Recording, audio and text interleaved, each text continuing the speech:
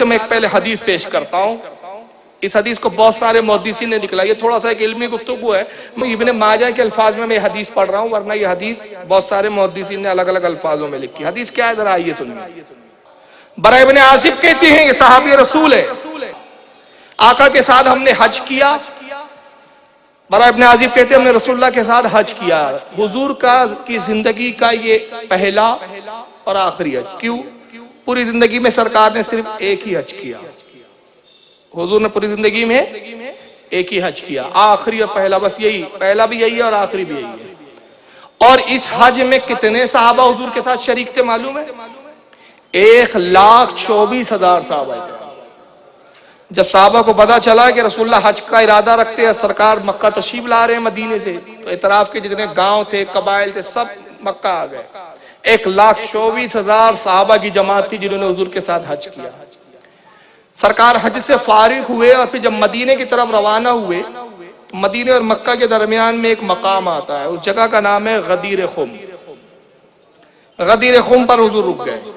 فَعَمْرَ الصَّلَاةَ جَامِعَ، تو آقا صلی اللہ علیہ وسلم نے ایک منزل پر، نام نہیں ہے حدیث میں لیکن اس کی شرح میں اور اس کے خلاصوں میں موجود ہے، واقعات موجود ہے، سیرت کی کتابوں میں ہے کہ جس جگہ روکا حضور نے.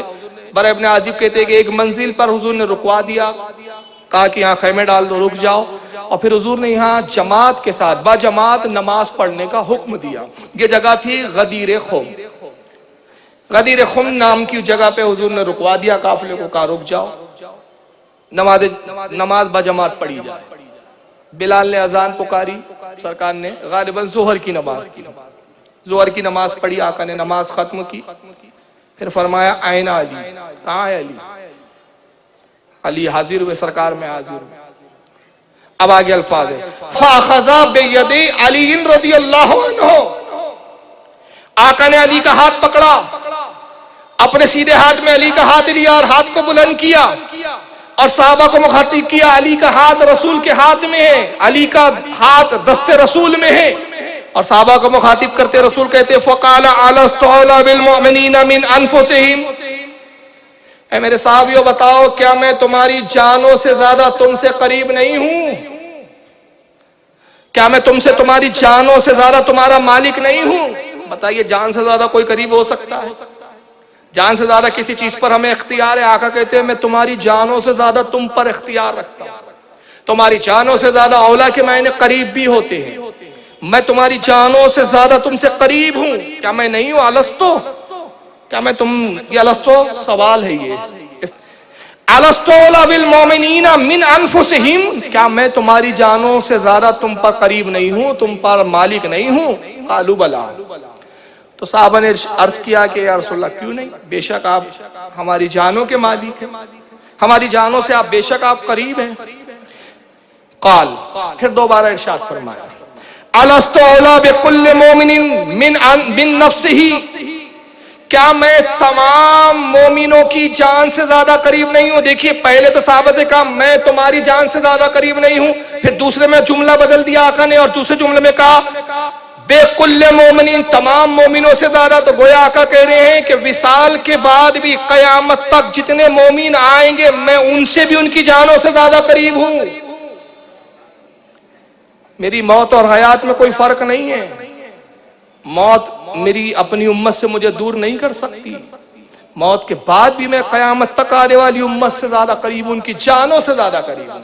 کیا میں تمام مومنوں کی جانوں سے زیادہ قریب نہیں ہوں؟ قالوا بلا. صحابہ نے کہا یا رسول اللہ کیوں نہیں، بے شک آپ ہر امتی کی جان سے زیادہ قریب ہیں. قال، پھر آقا نے ارشاد فرمایا فَهَذَا وَلِيُّ مَنْ أَنَا مَوْلَا، علی کا ہاتھ رسول کے ہاتھوں میں اور کہا سنو، جس کا یہ ولی، جس کا علی مددگار، جس کا مولا علی، میں بھی اسی کا مولا. یہ امام ابن ماجہ کے الفاظ ہے اور دیگر محدثین نے جو الفاظ نقل کیے جو مشہور ہے وہ کیا ہے؟ آپ نے پھر فرمایا من کنت مولاہ فہذا علی مولا، جس کا میں مولا علی بھی اس کا مولا. اب یہاں دیکھیے انداز دیکھیے رسول اللہ کا. پہلے صحابہ سے کیا اقرار کروایا ہے؟ تمہاری جانوں سے زیادہ قریب نہیں ہوں. तुम्हारी जानों से ज्यादा करीब नहीं हूं? साहबा ने इकरार किया, हाँ आप हमारी जानों से ज्यादा मालिक, हमारी जानों से ज्यादा करीब। हुजूर चाहते तो डायरेक्ट भी ये फरमा देते, डायरेक्ट कह देते जिसका मैं मौला अली भी मौला। ये बाद में कहा, बल्कि पहले क्या कहा कि ऐ लोगों इकरार करो, मानो, तस्लीम करो कि मैं क्या तुम्हारी जानों से ज्यादा करीब नहीं? तो रसूल की इस बात को जब सबने कबूल किया, तब उसके बाद कहा मैं जिसका मौला अली भी उसका मौला, मैं जिसका मददगार अली भी उसका मददगार। तो पता चला कि आका ने पहले इकरार करके बता दिया कि मौला वो होता है जो जानों से ज्यादा मालिक होता है, मौला वो होता है जो जानों से ज्यादा करीब होता है। तो जब मैं तुम्हारे करीब और तुम्हारा मौला, तो अली भी तुमसे करीब, अली भी तुम्हारा मौला। अली को भी वो इख्तियार है, जितने इख्तियारात तुम्हारी जानों पर मुझे हैं उतने ही इख्तियारात अली को भी तुम पर हैं। और फिर उसके बाद अल्लाह के रसूल ने अपने हाथों को बुलंद किया, ऐ मेरे परवरदिगार तू उसे दोस्त रख जो अली को दोस्त रखे, तू उसे दोस्त रख जो अली को दोस्त रखे, ऐ अल्लाह तू उसे दुश्मन रख जो अली को दुश्मन। हदीस तो मुकम्मल हो गई, और इस हदीस से तमाम सुन्नियों को एक जुमला कहने का सबूत मिल गया, मौला अली। और एक फिर उसी से क्या जुमला बना, मौलाए कायनात, पूरी कायनात का मौला। तो कुछ लोगों के पेट में दर्द शुरू हो गया। तो सबसे पहले इब्ने तैमिया के पेट में दर्द हुआ। थोड़ी सी इल्मी बात है, इस हदीस को लिखने के बाद इब्ने तैमिया कहते हैं ये हदीस तिरमिजी के अलावा हदीस की किसी अहम किताबों में नहीं है। बुखारी और दिगर बाद मुहद्दिसीन ने इस हदीस पर तान किया है और बाद ने इसे हसन कहा। यानी अब उनके जुमले में आपके फहम के हिसाब से समझा रहा हूं, हदीस की इस्तिलाह समझने वाले इस जुमले को समझ रहे हैं, लेकिन मैं आपके आसान से समझा। इब्ने तैमिया इस हदीस में शक पैदा करके ये बताना चाहते हैं कि ये हदीस काबिल कबूल नहीं है, अली को मौला मानने की जरूरत नहीं, अली को मौला कहने की जरूरत नहीं, ये जुमले दुरुस्त नहीं है। वजह क्या है, इसको सिर्फ तिरमिजी ने लिखा, इमाम तिरमिजी के अलावा किसी हदीस की अहम किताब में यह हदीस मौजूद नहीं है। और इमाम बुखारी जो बहुत बड़े मुहद्दिस है, बहुत बड़े आलिम हैं, बहुत बड़े हदीस के जानकार है, उन्होंने इस हदीस पर तान किया है, ताना दिया, इस हदीस को सही नहीं माना है। तो इमाम बुखारी जैसे शख्स ने जब इस हदीस को नहीं लिखा, इमाम बुखारी ने इस हदीस पर तान किया, तंज किया, लिहाजा यह हदीस हमारे लिए काबिल कबूल नहीं है। ये इब्ने तैमिया ने कहा, आज पूरी ज़ुरियत इस बुनियाद पर मौला अली कहने को शिर्क कहते जा रहे हैं। आपको इंटरनेट पर अगर आप जाएंगे ना तो बदअकीदों की ऐसी बहुत सारी तकरीरें मिल जाएंगी जिसमें वो साफ कहते हैं कि अली को मौला मानना इस मायने में मददगार, ये शिर्क है। तो उनसे पूछा जाए भाई मौला के मायने क्या है, तो कहते मौला के मायने दोस्त। अब इस पर मैं बाद में बात करूंगा, लेकिन इब्ने तैमिया की इस बात का मैं जवाब चाह रहा हूं ताकि रिकॉर्ड में बात आ जाए। मैं 7 चीजें यहां पेश कर रहा हूं, इस हदीस की खासियत क्या है और इस हदीस के ताल्लुक से इब्ने तैमिया की जहालत कितनी बड़ी है। ये अहले हदीस और गैर मुकल्लिद वहाबी जमात के बहुत बड़े अल्लामा इब्ने तैमिया जिन्होंने, जिस पर ये पूरी जमात चल रही है। पहली ये बात कि ये उसूल इब्ने तैमिया साहब ने कहां से लाया कि जो हदीस की अहम किताबों में ना आए तो उस हदीस को ना माना जाए। भाई हदीस की अहम किताबें कौन सी है? जैसे बुखारी मानी जाती है, मुस्लिम मानी जाती है, तिरमिजी मानी जाती है, अबू दाऊद मानी जाती है, नसाई मानी जाती है, इब्ने माजा मानी जाती है। अगर इन 6 किताबों में कोई हदीस ना आए बल्कि दूसरी किताबों में आए तो क्या वो हदीस काबिल एतबार नहीं है? ये उसूल बनाया किसने? क्या ये रसूलुल्लाह ने उसूल बनाया? हुजूर ने कहा था कि बस बुखारी को मानना, मुस्लिम को मानना, बाद में फिर किसी किताब पे मत ध्यान देना। और अगर अहले हदीस का ये उसूल है तो मैं बारहा इनको चैलेंज कर चुका हूं कि पूरी 6 हदीसों की किताबों में, बुखारी से लेकर इब्ने माजा तक, जिसको सियाहे सित्ता कहा जाता है, 6 सही हदीस की किताबें, इसमें तकबीर उला से लेकर यानी अल्लाह अकबर का नियत बांधी और सलाम फेर कर नमाज खत्म की, ये पूरी नमाज इन 6 किताबों में मुझे पूरी नमाज दिखा दे कहीं। तकबीर उला से सलाम फेरने तक पूरी नमाज का जिक्र सियासत्ता की हदीसों के अंदर मौजूद नहीं है। तो कल से क्या आप नमाज पढ़ना छोड़ देंगे? एक मिसाल दी है मैंने, ऐसी बहुत सारी मिसालें।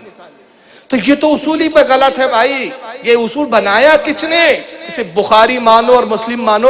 کیا اللہ کے رسول کی حدیث ہے کہ آقا نے کہا تھا دیکھو 150 سال کے بعد 150 ہجری میں امام بخاری نام کا ایک شخص پیدا ہوگا, میرے انتقال کے 150 سال کے بعد وہ ایک کتاب لکھیں گا, بس اس کو ماننا, باقی پھر کسی کو مت ماننا. یہ اصول کس نے بنایا؟ دوسری بات, امام ترمذی نے اپنی سنن میں اس حدیث کو لایا, تو امام ترمذی کی تو کتاب حدیث کی اہم کتاب میں شامل ہے. تو ابن تیمیہ کا یہ کہنا تو بالکل جھوٹ اور بکواس ہے کہ صاحب یہ حدیث کی اہم کتابوں میں حدیث آئی نہیں, جبکہ حقیقت کیا ہے کہ یہ حدیث کی اہم کتابوں میں ہے. ترمذی, ابن ماجہ بھی سیاہ ستہ میں ہے, یہ حدیث ابن ماجہ میں بھی آئی ہے, تو کم از کم سیاہ ستہ کی 2 کتابوں میں تو حدیث موجود ہے, اور بھی کتابوں میں. اور تیسری بات یہ ہے کہ ابن تیمیہ نے بہت بڑا جھوٹ بولا کہ اس حدیث پر امام بخاری نے طعن کیا ہے, یعنی حدیث کو قابل اعتبار نہیں مانا امام بخاری نے, بہت بڑا جھوٹ بولا ہے. اب بتائیے, جب وہابی فرقے کا 661 ہجری پہ پیدا ہونے والا اتنا بڑا وقت کا علامہ جھوٹ بول سکتا ہے, تو آج کا وہابڑا کتنا جھوٹ بولتا ہوگا, اور یہ جھوٹ آج تک چھاپ رہے ہیں.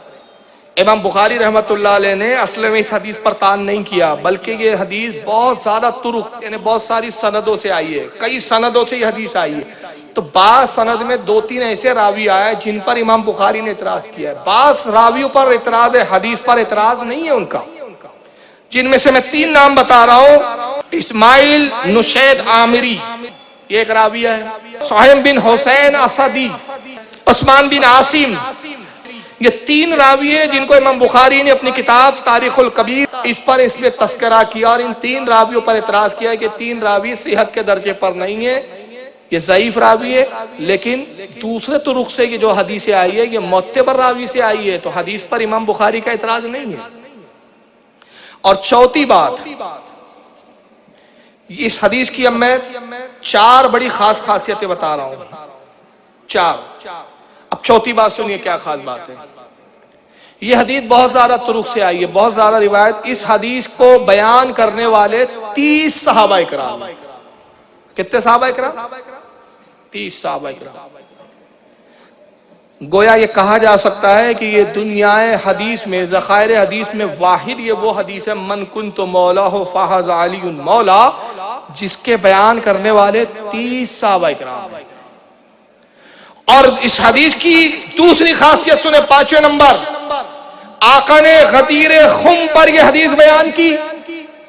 حج سے فارغ ہوئے تو اب اگر تھوڑے دیر کے لیے میں تصور کر لے کہ وہ صحابہ جو مکہ میں رہتے تھے مکہ میں ہی ٹھہر گئے, حضور تو آگے بڑھ گئے, کچھ مکہ کے اطراف تھے وہ بھی چلے گئے, تو اگر ہم یہ مان لیں کہ 1,24,000 صحابہ میں سے آدھے صحابہ حضور سے الگ علیحدہ ہو گئے, اپنے گھروں کی طرف چلے گئے, تو کم از کم موٹی موٹی بات یہ ہوئی کہ 50,000 صحابہ کرام حضور کے ساتھ ضرور تھے.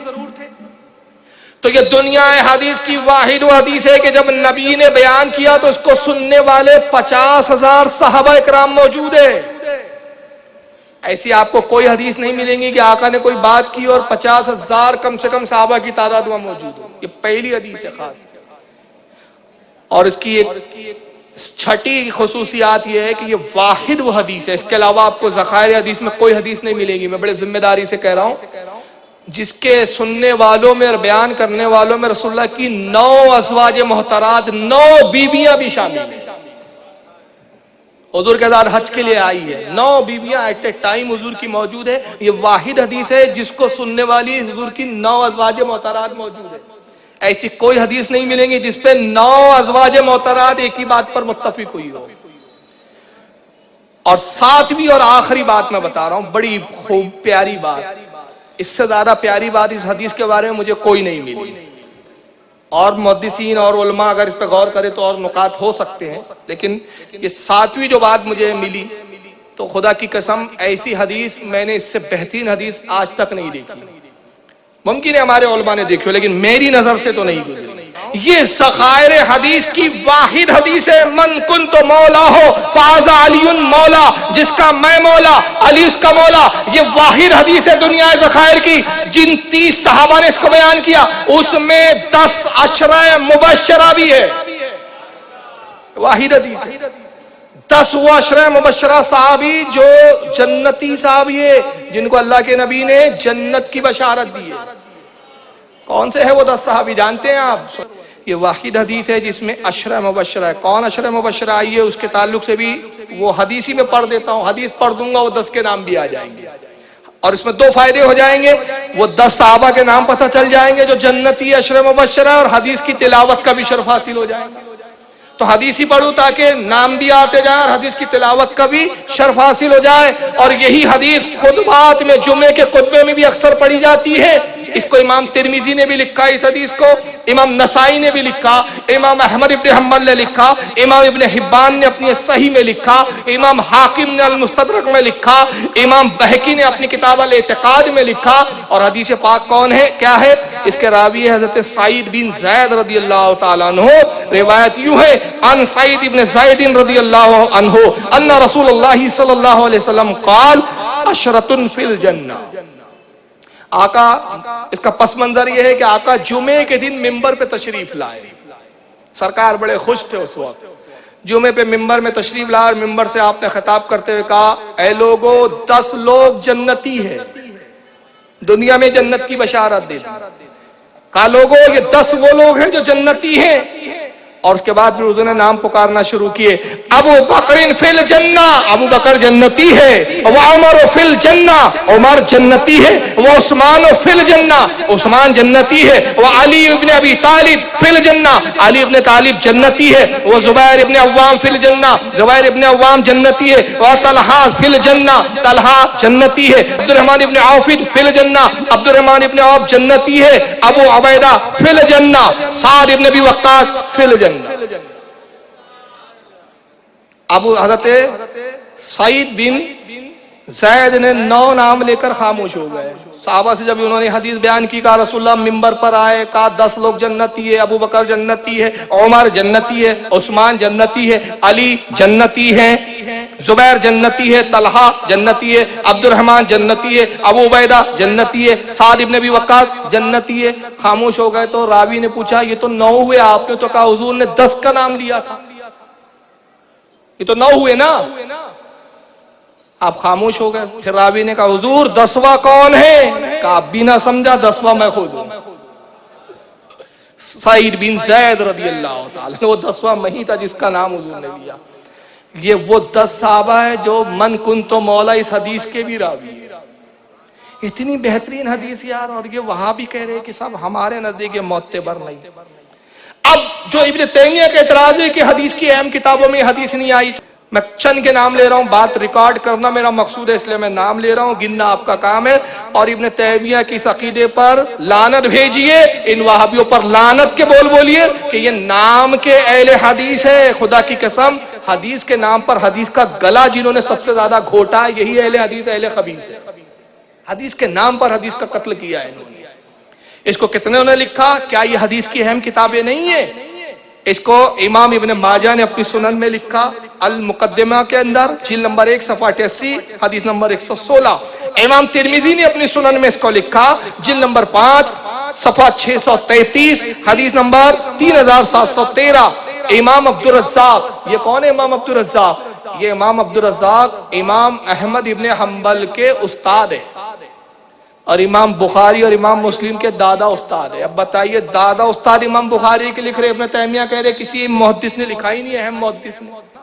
امام عبدالرزاق نے اپنی المصنف جلد 11 صفحہ 225 حدیث نمبر 20388 پہ لکھا۔ اسی من کنتو مولا والی اس حدیث کو امام ابن ابی شیبہ، یہ بھی امام بخاری اور امام مسلم کے استاد ہیں، امام ابو داؤد کے بھی استاد ہیں، انہوں نے بھی اپنی کتاب المصنف جلد 6 صفحہ 366 حدیث نمبر 32072 پہ لکھا۔ امام احمد ابن حنبل نے مسند احمد جلد نمبر 5 صفحہ 347 حدیث نمبر 22995 پہ لکھا۔ امام نسائی نے سنن الکبریٰ کے اندر جلد 5 صفحہ 131 پہ لکھا۔ امام حیثمی نے مجمع الزوائد اپنی کتاب جلد 9 صفحہ 108 پر اس حدیث کو لکھا۔ امام خطیب بغدادی نے اپنی کتاب تاریخ بغداد جلد 12 صفحہ 343 پر اس حدیث کو لکھا۔ امام ابن ابی عاصم نے اپنی کتاب السنہ صفحہ 602 حدیث نمبر 1359 پر لکھا۔ امام ابن حسام الدین ہندی نے اپنی حدیث کی کتاب کنز الامال جلد 11 صفحہ 608 حدیث نمبر 32946 پر لکھا ابن عساکر نے تاریخ دمشق الکبیر صفحہ 144 پر لکھا، اور غیر مقلد وہابیوں کا بہت بڑا پیشور امام گزرا ہے جن کا نام ہے ابن کثیر، علامہ ابن کثیر نے اپنی کتاب البدایہ والنہایہ جلد 5 صفحہ 457 پر اس حدیث کو بیان کیا۔